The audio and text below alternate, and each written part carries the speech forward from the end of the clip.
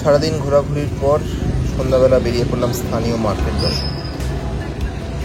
যানজটের সমস্যাটা এমনি জায়গায় নেই, কিন্তু মেন রাস্তায় কখনো কখনো যানজট দেখতে পাওয়া যায়।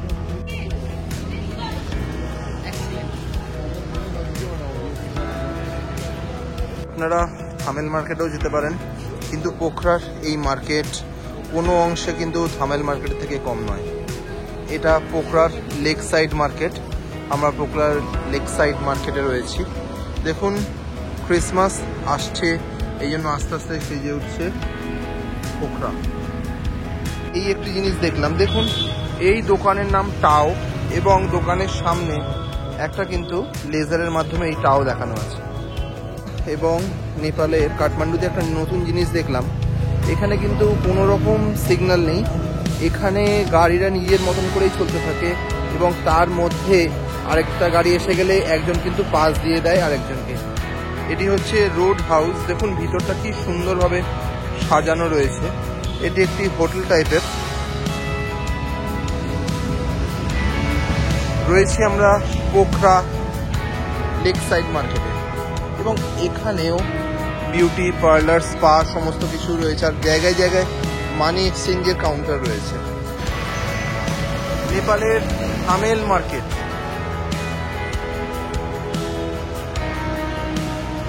মার্কেটে আমি দেখতে পেলাম সমস্ত কিছু মাংস পাওয়া যাচ্ছে, চিকেন থেকে আরম্ভ করে মাটন, এমনকি পিগ, এমনকি চমড়ি গাইডেরও মাংস পাওয়া যাচ্ছে, সব কিছুই। কিন্তু বিফটা আমি দেখিনি আজ অবধি সেরমভাবে চোখে। আর এখানকার মাংসগুলো কি বলুন তো, আমাদের ওখানকার কিন্তু দেশি মাংসের মতন নয়, বেশ সুস্বাদু। আপনারা এসে একবার টেস্ট করতে পারেন। আর একটা বিশেষত্ব হচ্ছে এখানকার ডিম। আমাদের ওখানে যেরকম ব্রয়লার মুরগির ডিম পাওয়া যায়, আমাদের ওখানে যে ডিমটি পাওয়া যায় তার থেকে এই ডিম, আমাদের যেমন দেশি মুরগির যে ডিমের রং হয় সেরকমই দেখতে হয়, কিন্তু অসাধারণ খেতে হয়। এক পিস কাঁচা ডিম 20 নেপালি টাকা, মানে ধরুন 12.5 টাকা করে পিস, কিন্তু খেতে বেশ সুস্বাদু। আমার পিছনে দেখুন সমস্ত খাবারের দোকান রয়েছে, বিভিন্ন রকমের মাছ রয়েছে, রুই মাছ, চিকেন, বিভিন্ন রকমের মাছ এখানে বিক্রি হচ্ছে কাঁচা, এমনকি এরা ফ্রাই করে দেওয়ারও ব্যবস্থা রয়েছে। যে পোখরার সেই ফেওয়া লেক আমরা ছিলাম, তার উল্টো দিকে দেখুন এখানে প্রচুর এরকম মাছের দোকান রয়েছে।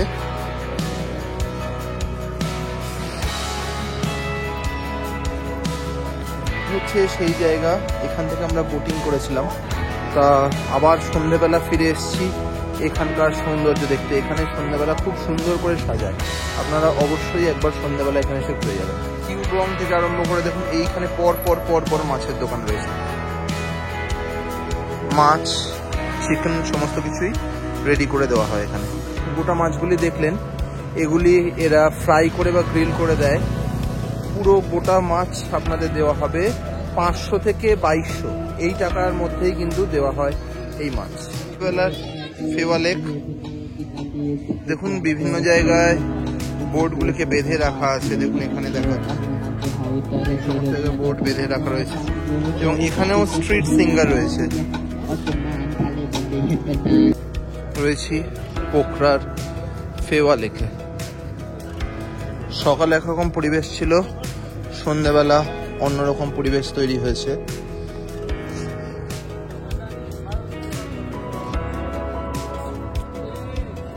লেক, এবং তার পাশে দেখুন এদিকে কিন্তু মার্কেট রয়েছে। অধিকাংশ জায়গায় বার, আর যেহেতু এখানে ফ্রি ওয়াইন জোন আছে, তাই জন্য প্রচুর মানুষ এখানে বসে সন্ধ্যা উপভোগ করছে। দেখুন চলছে গান।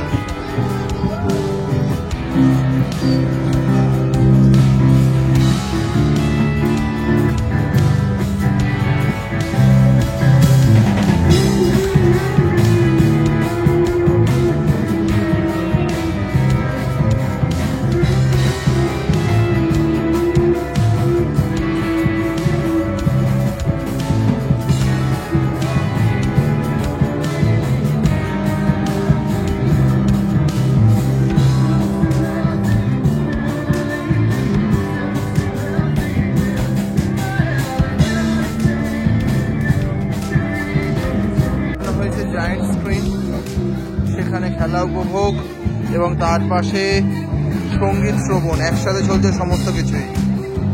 পাহাড়ের ওপরে যে যে জায়গাগুলিতে আলো জ্বলছে ওগুলো প্রত্যেকটাই একটা হোটেল বা স্পট রয়েছে, সেখান থেকে ফেওয়াল একটি অসাধারণ উপভোগ করা যায়।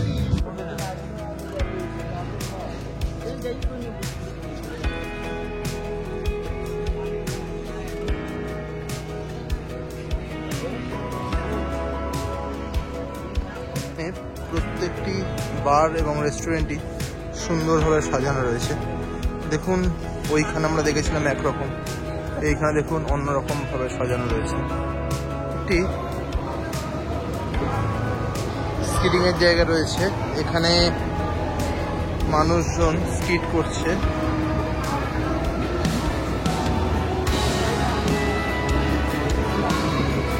অসাধারণ নিজেদের ব্যালেন্সের ওপর চলছে এই কাজ। ক্রিসমাসের আগে একটি আনন্দের পরিবেশ এখনই থেকেই তৈরি হয়ে গেছে। দেখুন নাগরদোলা ঘুরছে,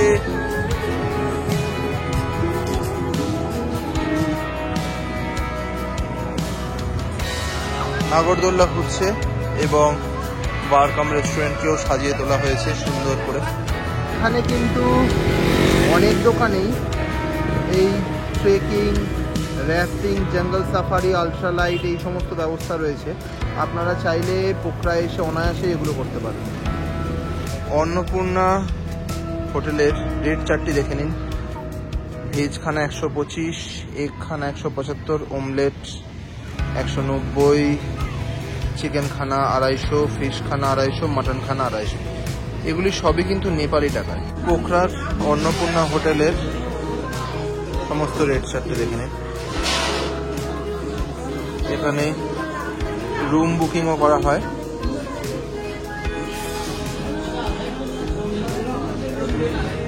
সকালবেলা লুম্বিনী পথে আমরা এগিয়ে চলেছি।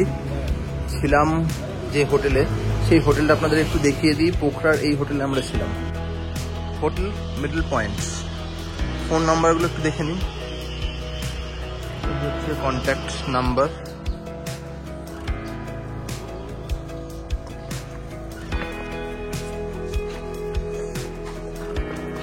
এই হচ্ছে হোটেল মিডল পয়েন্টের রিসেপশন এবং আমরা এগিয়ে চললাম রুমের পথে। চলুন রুম একটু দেখে আসি। দুটো রুম নেওয়া হয়েছিল, এই ছিল একটি রুম, সুন্দরভাবে সাজানো ছিল। বেরোবার পর মানে তল্লাশি হওয়ার পর কিছু পড়ে আছে কিনা এই অবস্থা। বাথরুমটা একটু দেখিয়ে দিই।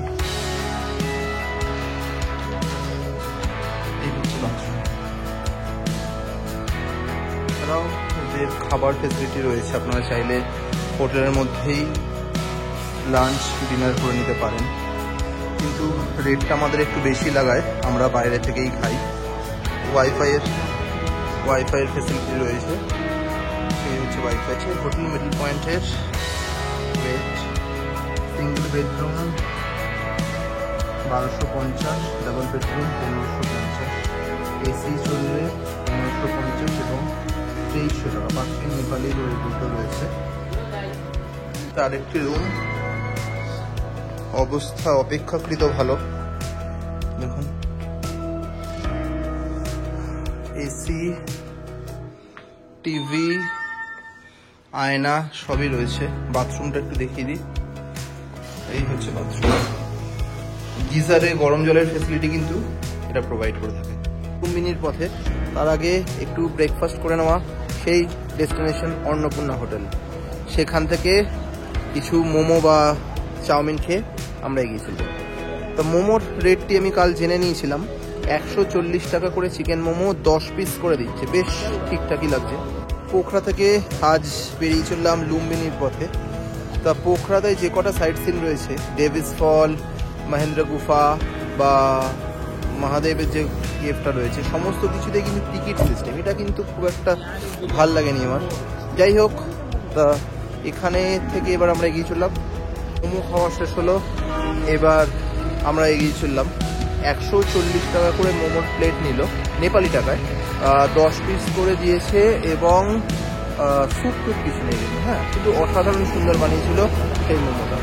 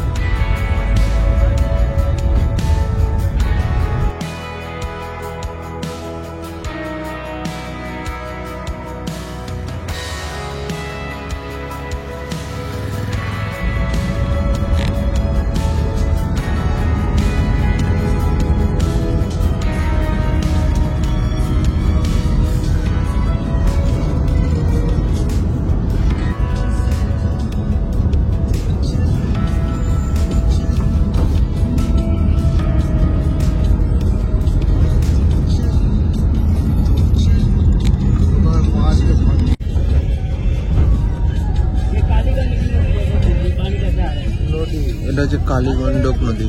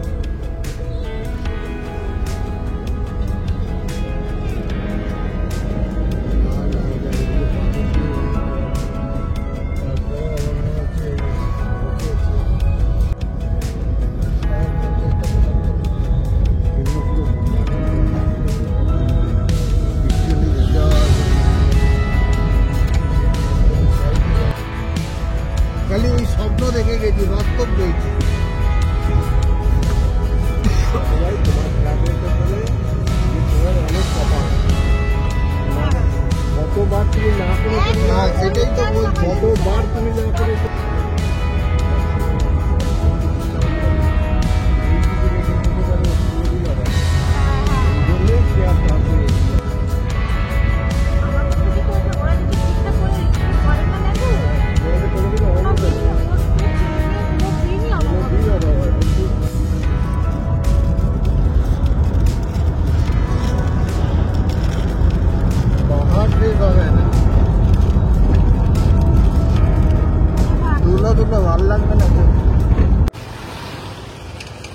এই হচ্ছে সিদ্ধ বাবার মন্দির।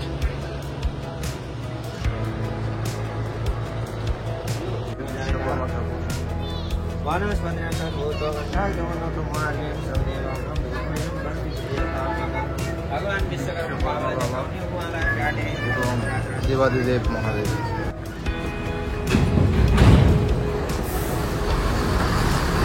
পাহাড়ে কিন্তু এই ধোঁয়াগুলো কিন্তু অনেকটা মেঘই বলা যায়, কারণ দেখুন সারা পাহাড় জুড়ে এই মেঘের আধিক্য রয়েছে। লুম্বিনীর পথে আমরা রয়েছি, তা অসাধারণ কিছু সৌন্দর্য দেখতে দেখতে আমরা এসে উপস্থিত হলাম সিদ্ধ বাবা মন্দির। চলুন মাঝপথে একটু রেস্ট নিয়ে একটু সিদ্ধ বাবার মন্দিরটি দেখে নেওয়া যাক। সিদ্ধ বাবার মন্দির।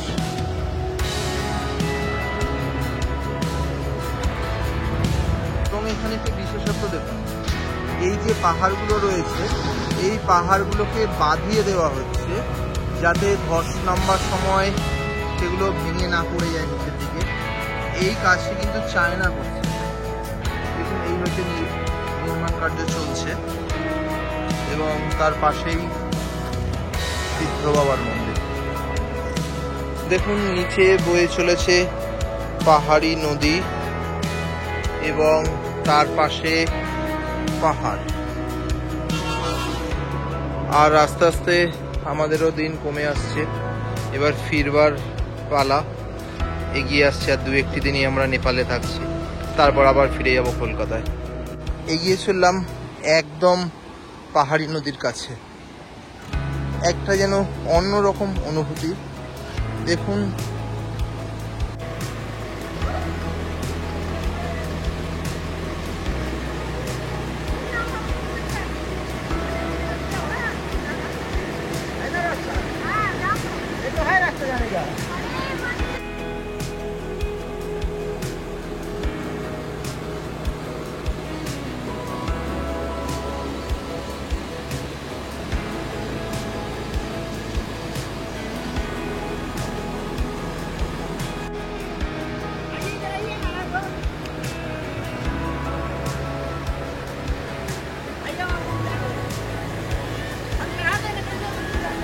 একদম পাহাড়ি নদীর উপত্যকায় এসে আমরা উপস্থিত হলাম।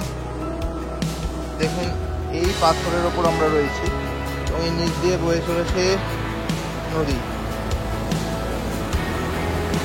একদম পাহাড়ি নদীর উপত্যকায় এসে দাঁড়িয়ে রয়েছে আমরা। দেখুন নিচ থেকে বয়ে চলেছে নদী।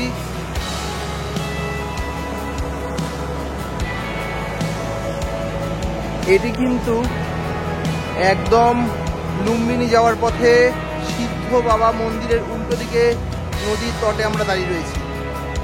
নেপালে আসবার পর অনেক জায়গা ঘুরেছি, কিন্তু এই জায়গাটি বিশেষভাবে ভালো লাগলো। অসাধারণ সুন্দর দেখুন। এবং পিছন দিকটা একবার দেখাই, কোন জায়গার উপর আমরা দাঁড়িয়ে আছি একটু দেখুন। দেখুন একদম সমুদ্র নদী তটে আমরা এসে দাঁড়িয়ে রয়েছি। এই হচ্ছে সেই দৃশ্য, অসাধারণ দৃশ্য।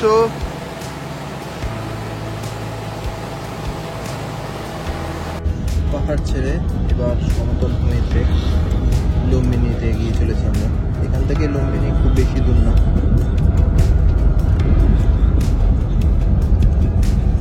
পাহাড় আর দেখতে পাওয়া যাচ্ছে।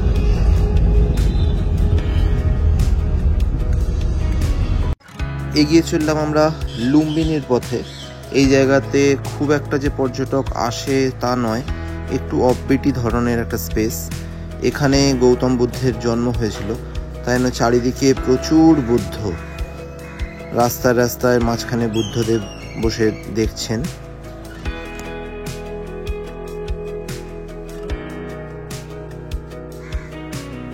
এই হচ্ছে লুম্বিনী প্রবেশের দ্বার। লুম্বিনীতে আমরা প্রবেশ করলাম, এগিয়ে চললাম সেই জন্মস্থানের দিকে। এই হচ্ছে সেই গেট এবং এই পাশে দেখুন দেখতে পাওয়া যাচ্ছে গৌতম বুদ্ধ ইন্টারন্যাশনাল এয়ারপোর্ট। এটা কিন্তু এখানকার আন্তর্জাতিক এয়ারপোর্ট লুম্বিনীর।